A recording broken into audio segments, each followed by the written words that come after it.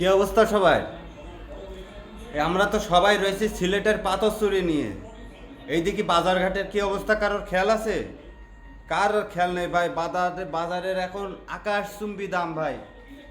এই যে কদিন আগে 30 টাকা কেজি কিনছি, এখন 80 টাকা কেজি কিনে নিয়ে আসলাম আজকেরা। তারপরে আছে এই যে কাঁকরোল, 40, 45, 50 টাকা কেজি কিনছি, আজকে এটা 80 টাকা কেজি কিনে নিয়ে আসলাম।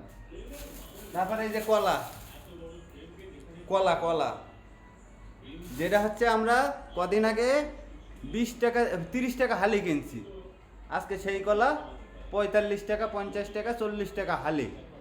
বাজারঘাটে যদি এই অবস্থা হয়, আমরা সাধারণ জনগণ কি পাথর বিক্রি করে খাবো? হঠাৎ করে বাজারের দাম আকাশচুম্বী, এটা কিসের জন্য? লাল শাকের দাম জিজ্ঞেস করলাম, যেখানে 3 আটি 25 টাকা নিত, এখন আগের দিন ছেদলো, সেই কদিন আগে আমাকে বললো ভাই 3 আটি 30 টাকা দেন, আজকের এই 1 আটি 30 টাকা কয়, আমি আর ধরেও নাই ভাই। পরবর্তীতে জিজ্ঞেসও করলাম না যে এত দাম কেন, এত দাম কেন, আমি কিছু বলেও নাই ভাই।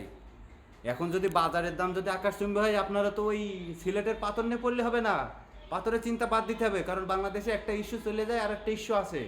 এখন আমি বাজারেরটা মনে করিয়ে দিলাম, বাজার নিয়ে একটু তোলপাড় করেন, কদিন পরে বাজার শেষ, আর একটা নিয়ে তোলপাড় করবেন। এটাই হচ্ছে বাংলাদেশের নিয়ম, বাংলাদেশের নীতি, কিন্তু কোনোটার কোনো ফায়দা হবে না।